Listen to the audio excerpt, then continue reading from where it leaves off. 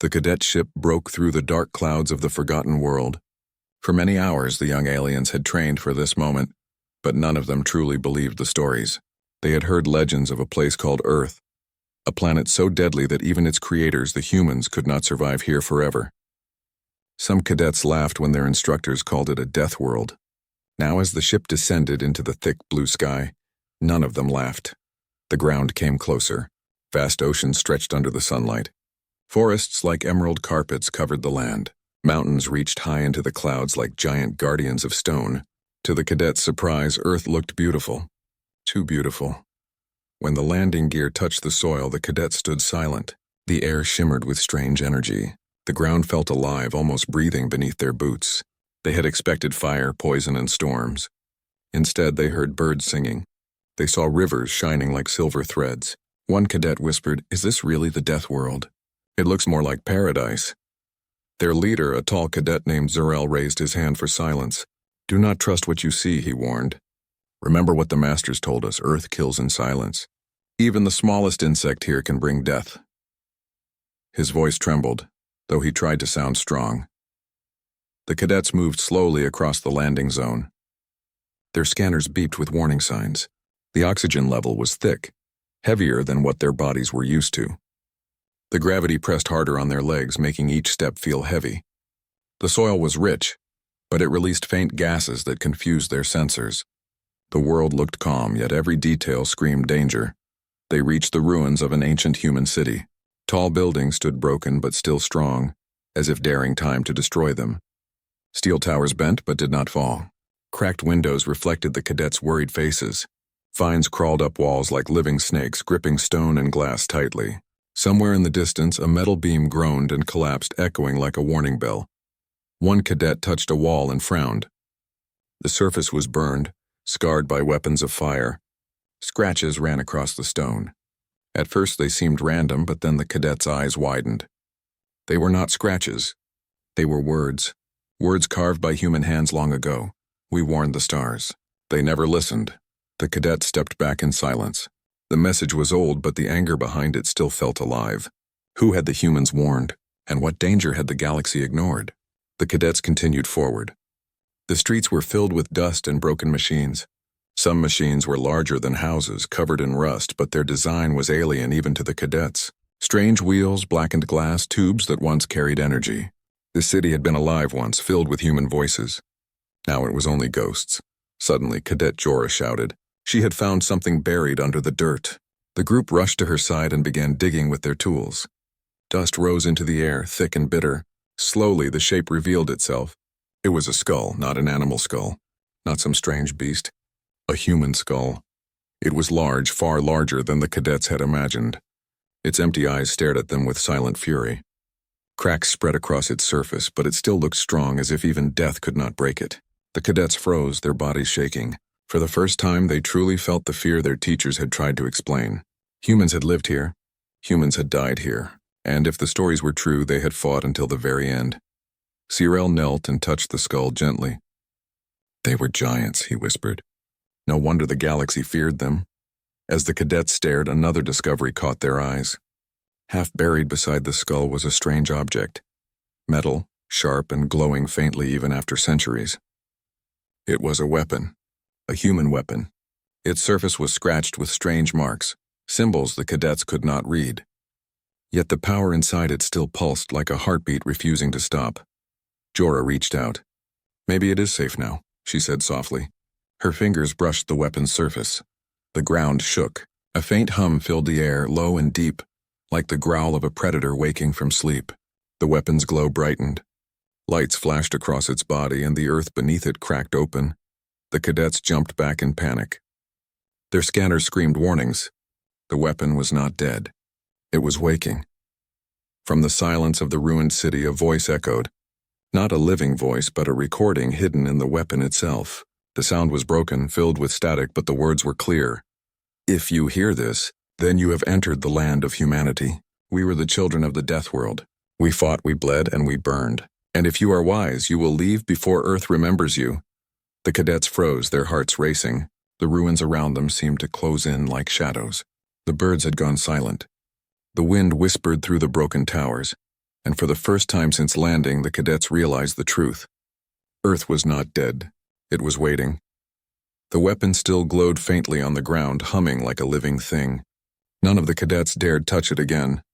Their leader, Zyrel, ordered everyone to step back, but his own voice was unsteady. He could not look away from the human skull beside it, nor from the words that had come through the ancient recording. The group moved cautiously through the broken city streets. The air felt heavier now, pressing down on their chests. The silence of Earth was no longer peaceful, it was watchful. Every gust of wind sounded like a whisper. Every shadow seemed to hide something. The cadets kept close together, their eyes scanning the ruins. Cadet Jorah pointed ahead. A large building stood, half collapsed but still tall. Its walls were blackened by fire, yet the structure held strong, as if refusing to fall even after centuries. "We should check inside," she said. "Maybe there are more recordings. Maybe answers." The others hesitated. To walk deeper into the heart of a dead city was madness. But they also knew this was why they had been sent, to uncover the truth of Earth. Reluctantly, Zyrel nodded and they approached. Inside, the building smelled of rust and ashes. Broken machines lined the walls, strange human devices that once hummed with power but were now silent corpses. The floor was cracked, the ceiling torn open to the sky. Vines dangled from above like green chains. The cadets moved carefully, their scanners buzzing with warnings of radiation, toxins, and unstable ground. Cadet Terran brushed dust from a wall and froze. "Look," he whispered. The others gathered around. Carved deep into the stone were words again, written by human hands. These ones were larger, angrier. "We warned them. We warned the stars. But they wanted our fire. They wanted our blood." The cadets stared at the message. The meaning was clear. The humans had not simply died in silence. They had been shouting, warning, raging until the very end. Irl's voice was low. Who did they warn? Who wanted their blood? No one answered. A sudden crackling sound filled the chamber. The cadets spun around, weapons ready, but saw only a broken console in the corner. Its screen, shattered and dusty, flickered with faint light. Slowly it came alive, powered by some ancient reserve. A figure appeared, faint, blue, and ghostly. A human standing tall in armor scarred by battle. His face was tired, eyes hollow but burning with fire. His voice was broken, heavy with static, yet the words struck the cadets like thunder. "If you are seeing this, you have come too late. The war is over. Humanity is gone." The cadets held their breath. The hologram continued. "We fought not against the stars but against ourselves. We built weapons no world could endure. We turned paradise into a furnace. And when the end came, there was no enemy left to fight, only our own shadows." The figure paused, his head lowering as if in shame. Then he looked up again, his voice fierce. "Remember this, whoever you are, humanity did not die because Earth was cruel. Humanity died because we were stronger, hungrier, and more dangerous than anyone believed, even to ourselves." The image flickered and vanished. The console sparked, then went dark forever. The cadets stood frozen. Their species had always believed humans were victims of their savage world, eaten by beasts, crushed by storms, poisoned by their own environment. But this message told a darker truth. The humans had destroyed themselves, not because they were weak, but because they were too strong. Jorah swallowed hard. If they could destroy themselves, what could they have done to the galaxy? Before anyone could answer, a deep rumble shook the building. Dust rained from above. Somewhere below their feet something stirred. Machines hidden beneath the ruins began to wake. A low hum spread through the ground, rising like a heartbeat. The cadets ran outside just as the earth split open. Ancient human machines, tall towers of steel and gunmetal, rose from the ground, their red lights blinking to life. They were guardians, still working after centuries. Their weapons aimed at the sky, their sensors sweeping the ruins. The cadets ducked behind broken walls, their hearts racing. The machines did not fire, but they moved with purpose, scanning the land as if searching for intruders. One beam of red light swept across the street, stopping just short of Zyrel's face. He held his breath, praying the machine would not notice. Finally, the lights turned away and the machines went still, waiting like hunters in the grass. The cadets knew now. The humans had built defenses that still guarded Earth, even after their own extinction. Zyrel's voice was sharp. "We cannot stay here. This world is not dead. It remembers, and it is watching us." They hurried away from the ruins, deeper into the forest beyond the city. But the warning weighed heavy in their hearts. The recording's words repeated again and again in their minds. Humanity did not die because Earth was cruel. Humanity died because it was too strong. The cadets walked in silence, the shadows of the forest closing around them. Every step felt like trespassing. Every sound made them jump. Somewhere in the trees, unseen eyes seemed to follow, and though none of them spoke it aloud, they all wondered the same thing. If even in death humanity still guarded its world with such power. What would happen if the galaxy ever woke them again? The forest loomed before the cadets like a wall of green fire. The city had been terrifying with its ruins and machines, but the jungle looked worse. The trees stretched higher than towers, their trunks thick with scars and their roots twisting like giant snakes. The leaves shimmered in strange colors, not just green but shades of red, black, and violet. The air smelled sharp, full of life yet heavy with warning. Cadet Jorah hesitated at the edge of the forest. "We were told Earth's plants are dangerous," she whispered. "They fight just like animals." Cyril tightened his grip on his weapon. "We must move. The machines will not let us stay near the city. The forest is the only way forward." His voice was firm, but even he glanced nervously at the shadows between the trees. They stepped inside. Immediately the jungle closed around them, blocking the light. Strange calls echoed from the branches above, clicks, screeches, and deep roars that shook the air. The cadets kept their weapons ready, eyes darting in every direction. The ground was soft, almost too soft, like walking across the skin of some giant beast. The plants around them pulsed faintly, as if alive in ways their scanners could not explain. Thick vines reached down, brushing the cadet's armor. When Cadet Terran tried to cut one with his blade, the vine snapped back, spraying a mist that burned his skin through the suit. He cried out, stumbling away. "Careful," Zeril shouted. "Even the plants want us dead." The deeper they went, the worse it became. Flowers opened suddenly, spitting black spores into the air. Strange roots slithered across the ground, shifting when touched. At one point, a massive tree released a cloud of glowing insects that buzzed around the cadets' helmets, their tiny wings sharp enough to slice through fabric. Jorah slapped at them wildly, panic rising. "This place is alive, it's hunting us." But the jungle did not stop. It grew thicker, louder, and hungrier. Every sound was a threat. Every shadow seemed to move. Then it happened. Cadet Vela, the smallest of the group, stepped onto a patch of moss. Instantly, the ground opened beneath her.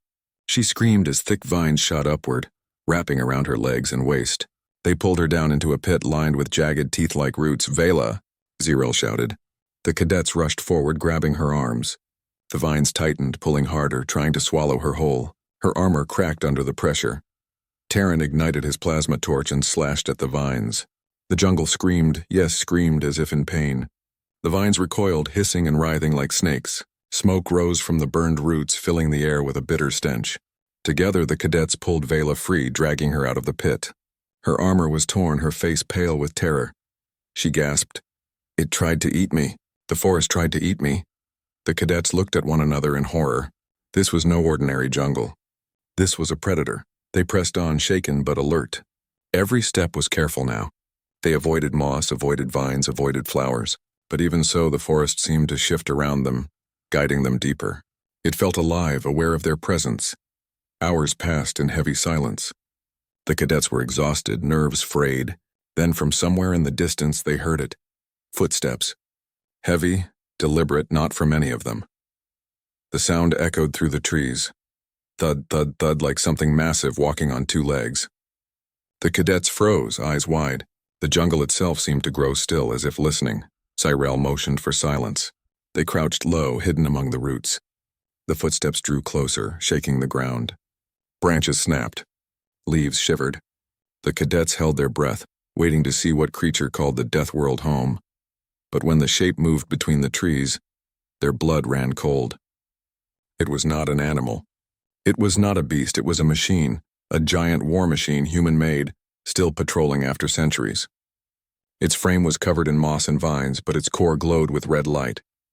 Weapons bristled along its arms, humming faintly with power. Each step it took made the earth tremble. The cadets stared in silence, hearts pounding. If the forest had been deadly, this machine was worse. It was proof that humanity's shadow still walked this world. The machine paused. Its red sensors swept across the trees. For a moment, the beam hovered dangerously close to the cadets' hiding place. None of them moved. None of them breathed. Finally, the light shifted away and the machine walked deeper into the jungle, its heavy footsteps fading slowly into the distance. The cadets exhaled in relief, but none felt safe. They had survived plants that tried to eat them, insects that cut like knives, and machines that still hunted. Jorah whispered, "How did humans live here? How did they survive this nightmare every single day?" No one answered. The truth was sinking in. If the humans had called this world home, then humanity must have been stronger, fiercer, and more dangerous than anything the cadets could imagine. And somewhere, in the dark of the jungle, the cadets heard laughter. Not human, not machine. Something else. Something alive. The forest was not done with them yet. The cadets escaped the jungle only when the trees thinned and the sky opened again. Their bodies were scratched, their armor torn, and their nerves close to breaking. Yet before them stood something even more dangerous than the living forest. On the edge of a barren plain, half buried in stone and dirt, they saw the entrance to a bunker. Its doors were massive slabs of steel, scorched black but still holding strong after centuries. Strange symbols, human letters, were carved across the front. The cadets' translators struggled, but the meaning was clear enough. War storage, do not open. Jorah's hands trembled. This is madness. If humans locked this away, why should we enter? Cyril's face was pale, but his eyes hardened. Because this is our mission, to learn, to know the truth. He placed his hand on the scanner at the door. To his shock, the machine still responded. Lights flickered, grinding sounds echoed, and slowly the bunker opened. The cadets stepped inside. Cold air rushed out, heavy with the smell of oil, dust, and metal.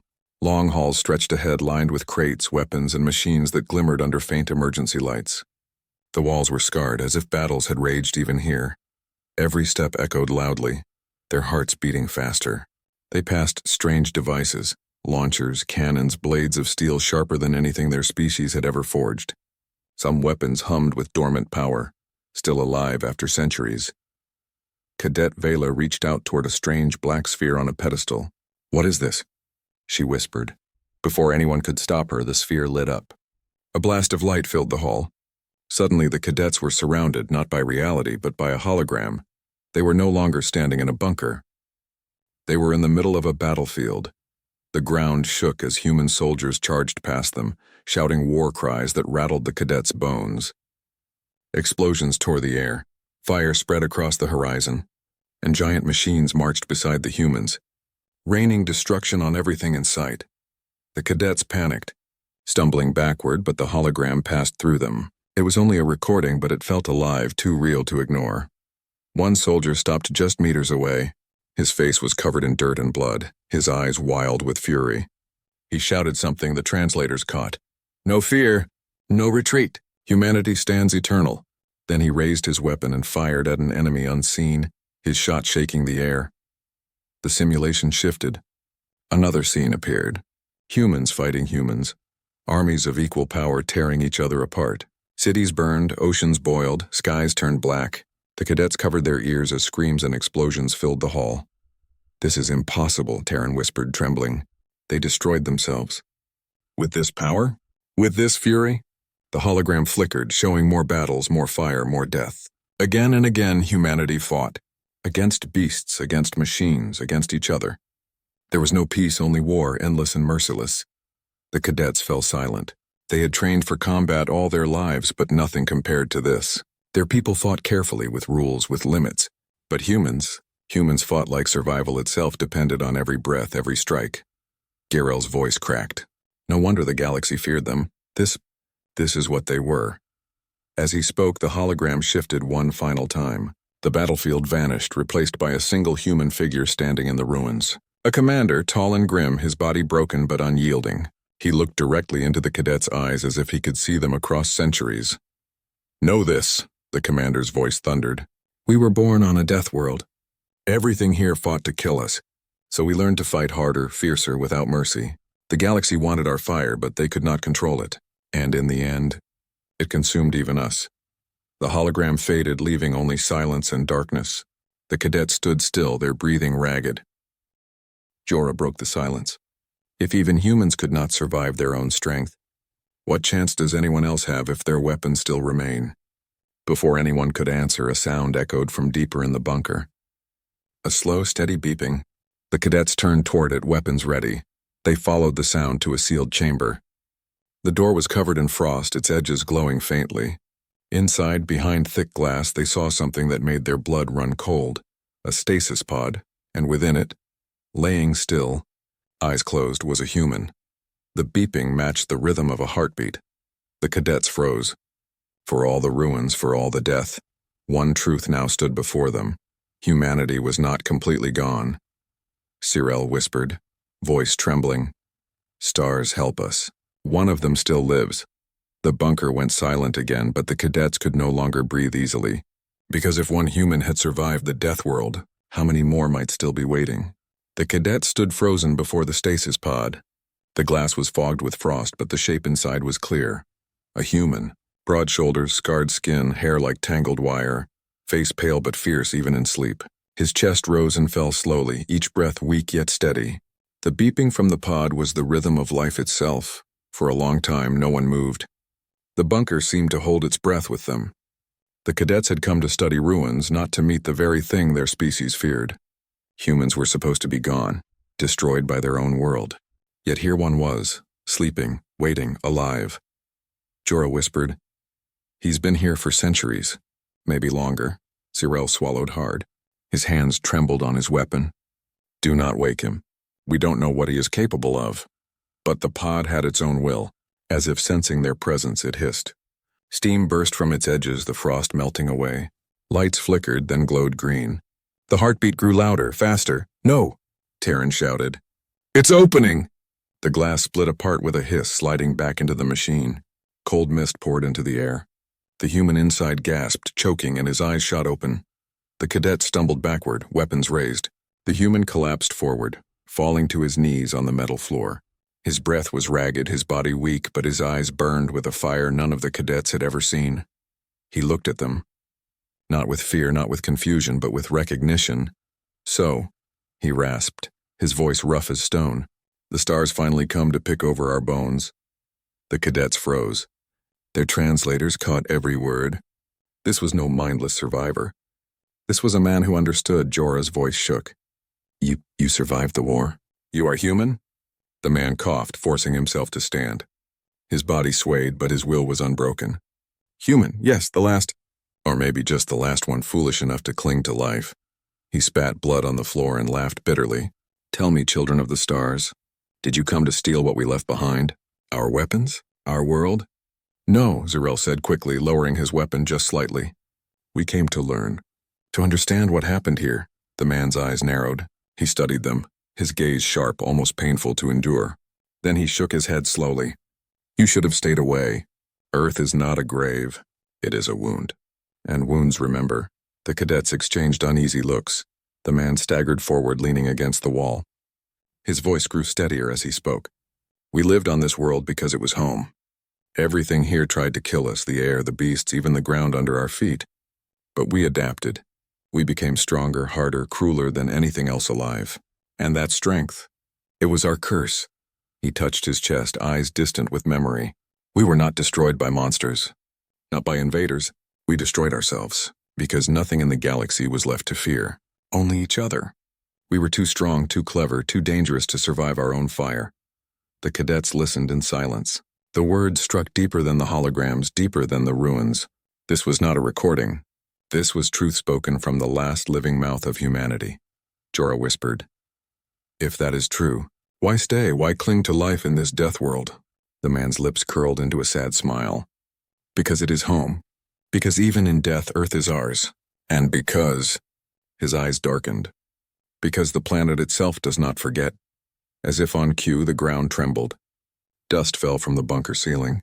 Somewhere above, metal groaned, and the faint hum of ancient machines stirred once more. The cadets grabbed their scanners. Alarms flashed red. Energy waves surged across the land, pulsing from deep beneath the earth. The man chuckled bitterly. "You woke me. That means Earth is awake too. The systems we built, the guardians we left, they will not welcome you." Terran's voice cracked. "What do you mean the planet is awake?" The human pushed himself upright, standing taller despite his weakness. His presence filled the room as if the air itself bent around him. When we knew the end was near, we built defenses that would outlive us. Machines, weapons, networks under the soil. Not to protect us, no. To protect Earth, to keep it ours even if we were gone. The cadets stared in horror. The ruins, the machines in the jungle, the holograms, it all made sense now. Earth was not just a dead world. It was a fortress, still alive, still waiting. The man's gaze hardened, and now those defenses see you. Strangers, trespassers, invaders, the planet itself will rise against you. Run if you can. The bunker shook violently, lights flashing red. Sirens wailed from deep within the walls. Somewhere outside, a thunderous boom echoed, followed by the crack of falling stone. The cadets panicked, but Zyril kept his weapon raised, staring at the human. Come with us. Leave this world. Tell the galaxy your story. The man's expression turned cold. The galaxy does not deserve our story. It could not carry our fire without burning itself alive. He turned toward the dark halls of the bunker, his body weakened but his spirit unbroken. You came for answers, he said, his voice echoing like a curse. Now you have them. Humanity did not die. Humanity chose to burn, and Earth remembers the fire. The cadets trembled, unsure whether they had just met a survivor or a warning given flesh, and above them the Deathworld roared awake. The ground shook beneath the cadets' boots as alarms screamed inside the bunker.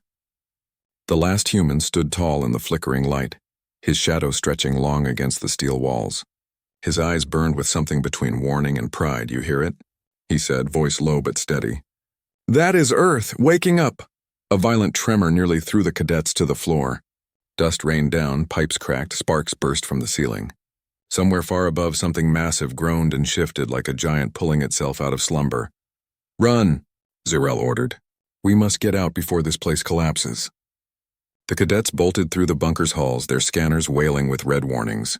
The air grew heavy with static, every breath sharp with the taste of iron. The walls themselves seemed to pulse, glowing faintly with buried power. Behind them, the human walked with slow, steady steps as if the chaos meant nothing. He did not flee. He did not fear. When they burst outside, the sky itself had changed. Black clouds swirled overhead, lightning tearing across the heavens in endless veins of fire. The wind roared with a voice that shook the earth. The once still city groaned as machines hidden in its ruins rose to life, their red eyes glowing, their weapons scanning. The cadets stared in horror. Towers of steel clawed out of the ground, ancient defenses breaking free of the dirt after centuries. Some were massive cannons, their barrels aimed toward the sky. Others were spider-like machines crawling across the ruins, their limbs cutting through stone like knives. This, Jorah gasped. This is impossible. A world cannot awaken. The human stepped out beside them, his hair whipping in the storm. It is not the world, he said darkly. It is what we left behind. Our guardians, our fury, our promise that Earth would never bow. A deafening boom cracked the air. One of the massive cannons fired, sending a beam of light roaring into the clouds. The cadet's ship parked near the forest's edge was struck. In an instant, it exploded into a ball of fire, its pieces raining across the plain. The cadets screamed. Their only way home was gone. Terran clutched his head. We're trapped. We're trapped here with him. Zyril forced his voice steady, though fear burned in his chest. No, there must be another way. The machines cannot cover the whole planet. But the human shook his head. There is no escape. Not unless you pass through the heart. The core still controls them. That is where the final truth lies. That is where your path ends. The cadet stared at him, trembling. The core? What was he talking about? The ground shook again. Cracks split open, glowing with heat. Lava hissed beneath. The earth itself groaning like a beast in pain. The once beautiful forest in the distance twisted violently. Trees bending, vines snapping, entire roots tearing from the ground as if the land itself rejected them. Lightning struck nearby, blinding them. A storm had risen so fast it defied all science. The cadets could barely stand against the wind. Why is this happening? Jorah shouted over the roar. The human's face hardened. Because you are here. The systems know you are not of this world. They exist to drive out intruders. They remember their master's command. Earth belongs to humanity, even in death.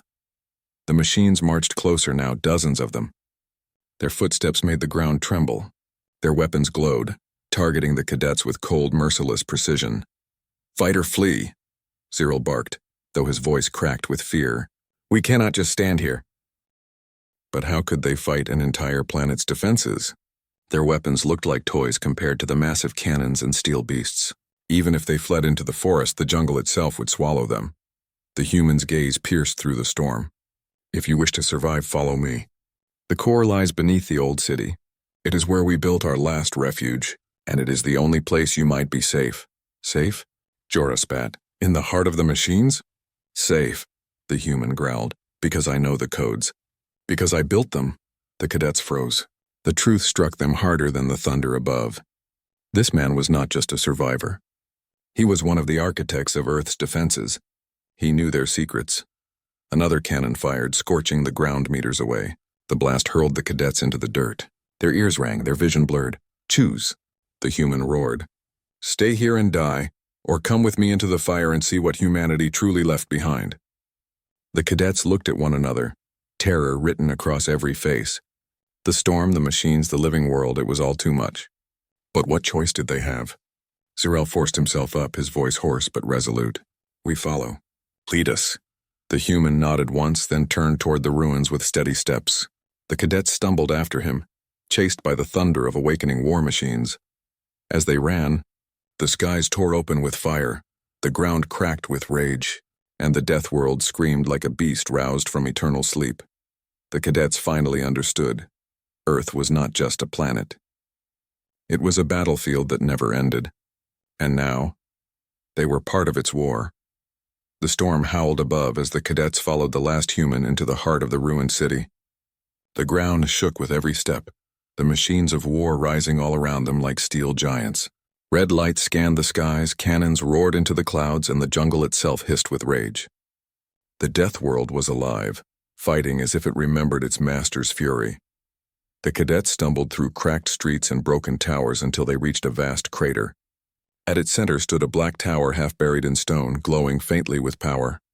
Unlike the ruins, this building still pulsed with life.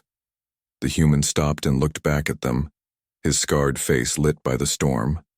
"This is the core, the last command center of Earth. All systems answer to it.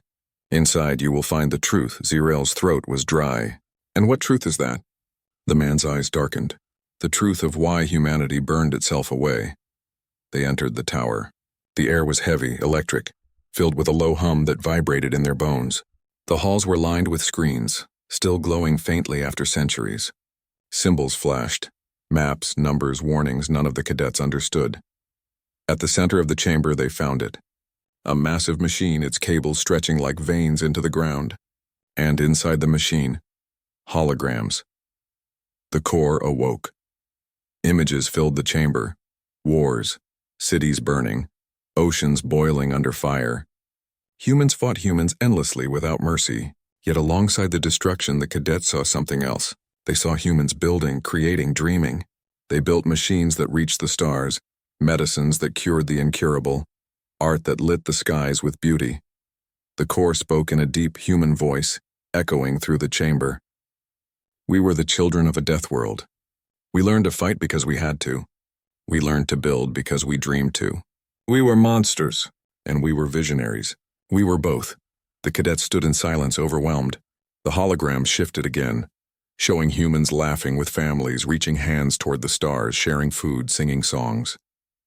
Then the scene shifted once more to fire and blood, to endless war. The core continued. "The galaxy feared us because they saw our strength. But the truth was worse. We feared ourselves. For every creation we birthed destruction, for every dream a nightmare, until one day we realized the truth. If we continued, nothing would survive." "Not us, not the stars," the cadets gasped. "Could it be?" The human survivor lowered his head. "We ended ourselves. Not because we were weak, but because we were too strong. We left behind this fortress, these machines, not to conquer, but to keep others away, to warn them, to protect them from us." The cadets trembled.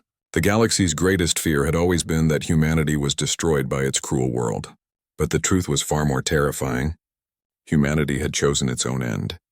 Not defeat, but sacrifice. Jorah whispered. "They killed themselves. To save the rest of us." The human's eyes flickered with pride and sorrow. "We were not heroes. We were not villains. We were simply human. Outside, the storm raged louder.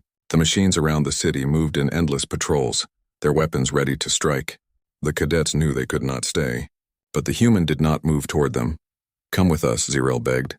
"Your knowledge could change everything. The galaxy must know what really happened here." The man shook his head slowly. "The galaxy is not ready. If you carry our story, carry it as a warning. Humanity's fire is not gone. It sleeps in every mind that dares too much, reaches too far, hungers without end.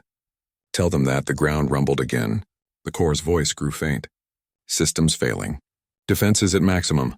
The human turned away, walking back toward the heart of the chamber. His silhouette was swallowed by the light of the core. "Earth is still ours. I will remain. This is where I belong."